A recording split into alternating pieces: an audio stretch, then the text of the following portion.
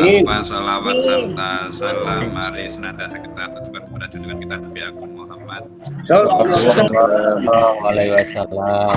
dan kita selalu diberikan syafaat dibimbing ini wa dunya wal akhirah. Allahumma amin. Amin. Bapak Ibu semuanya, untuk mengawali keberkahan hari ini, mari kita awali dengan baca basmalah bersama-sama. Bismillahirrahmanirrahim. Rasulullah Shallallahu Alaihi Wasallam menempatkan bekerja mencari nafkah sebagai amal yang dapat menghapus dosa.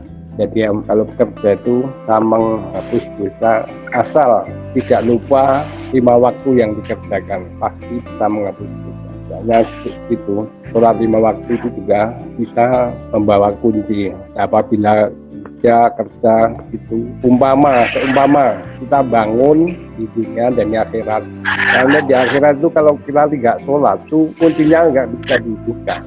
Inilah yang namanya penghapus dosa. Dalam hadis yang diriwayatkan oleh Ibnu Asakir, Rasulullah Shallallahu Alaihi Wasallam menegaskan, sesungguhnya di antara dosa itu ada dosa yang tidak dapat dihapus oleh sholat, puasa, haji, dan umrah, tetapi dapat terhapus oleh lelahnya seseorang dalam mencari nafkah. Dalam hadis lain, beliau menegaskan, seseorang yang membawa tali dan pergi ke bukit untuk mencari kayu bakar, kemudian memikul ke pasar lalu menjual adalah lebih baik dari meminta. Rakyat Bukhari Muslim. Jadi ada seorang orang tua yang mencari kayu bakar, itu kasihan, tetapi itu dia lebih mulia daripada orang yang gede di jalanan cuma minta keplok minta itu. Dia usahanya ya keplok itu, tapi kan lebih mulia yang orang tua yang mencari kayu bakar.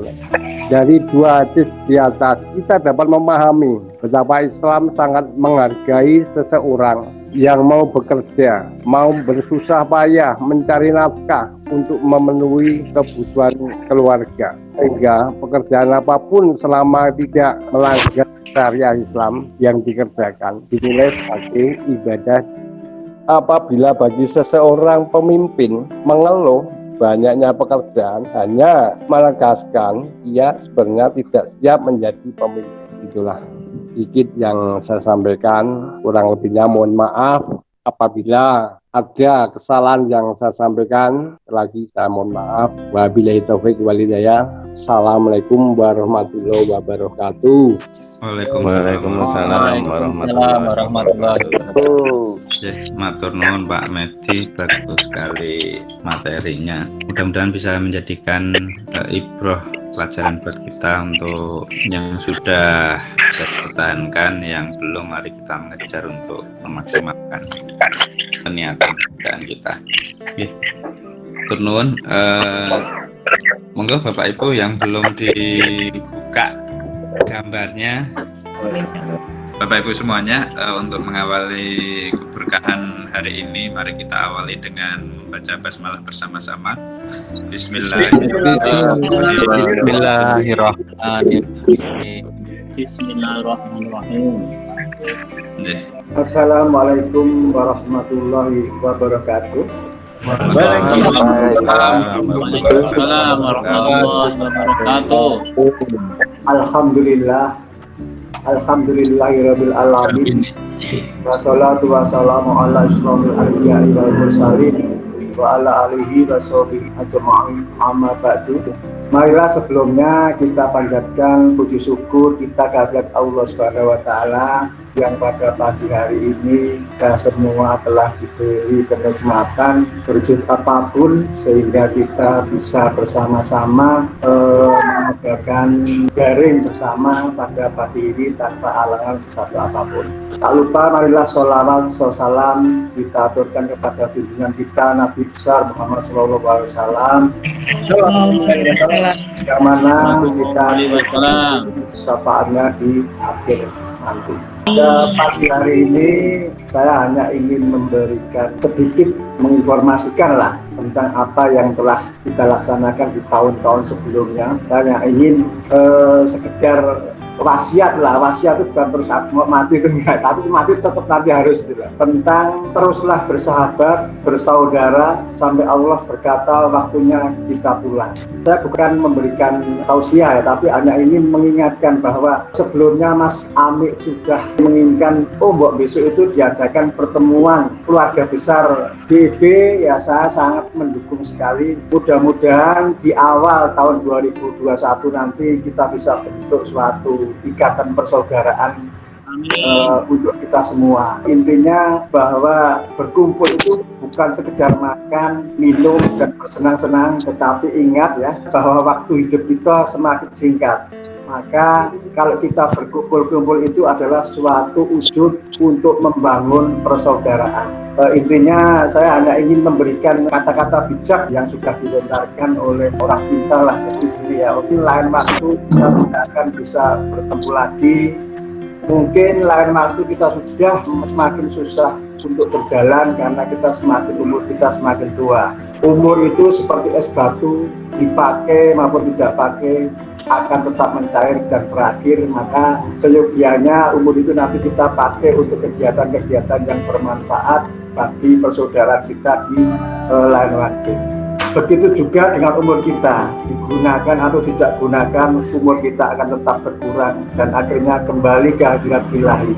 Kita akan menjadi tua, sakit, dan meninggal. Mungkin kita itu tidak harus sakit untuk meninggal. Ya, untuk saudara-saudara kita, sahabat-sahabat kita, marilah kita jalani hidup ini dengan penuh ceria, sabar, dan istiqomah. Jangan suka mau menang sendiri, sementara orang lain selalu dianggap salah. Jangan buang sahabat cuma karena tidak sepakat atau sepaham.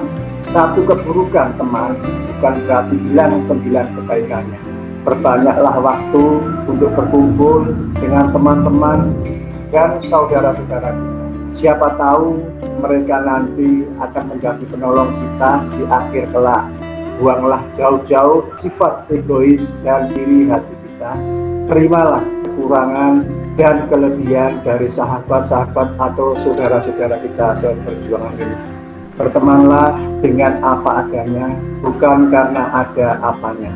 Nikmati semua waktu, senja dan tawa, hargai semua perbedaan. Kalau saya ya, ini saya hanya untuk pribadi saya, memang saya sering kita tuh bersenda burung dengan Pak Prapto, Pak Amin, Pak Didi terutama itu adalah suatu wujud bahwa saya itu saudara yang memang wujud bahwa mereka itu sangat menghargai saya. Jadi justru kalau mereka tidak sendiri, berarti saya bukanlah suatu sahabat atau saudara yang mereka cintai. Itu saya yakin dengan sendiri teman-teman itu wujud rasa kasih sayang beliau itu kepada saya dan keluarga. Terima kasih Mas Ami yang sering bersendiri, saya ucapkan terima kasih bisa mengingatkan saya.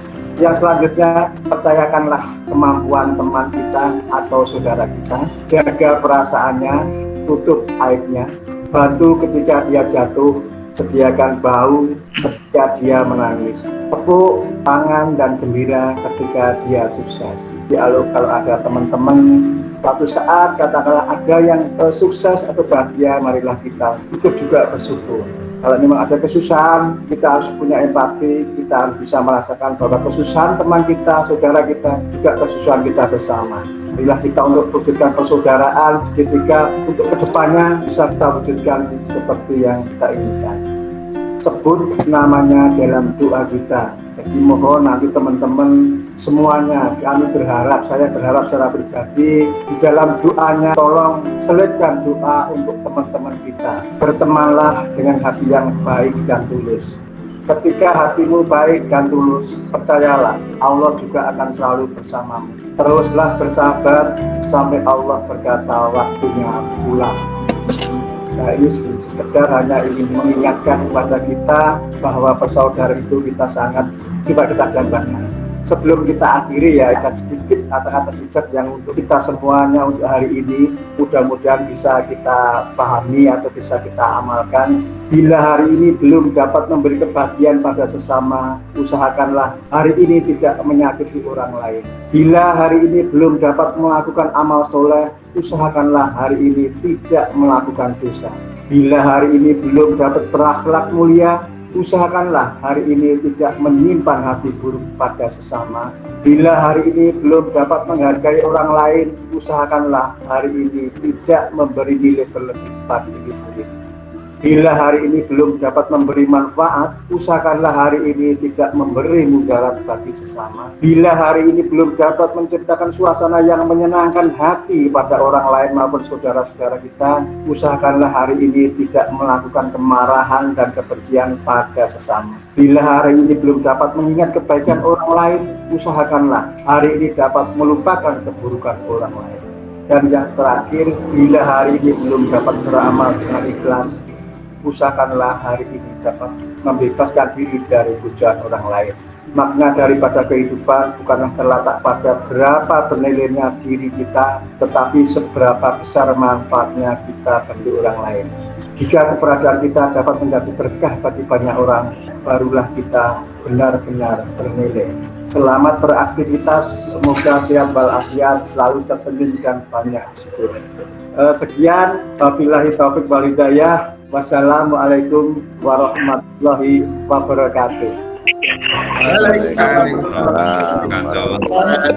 Masya Allah.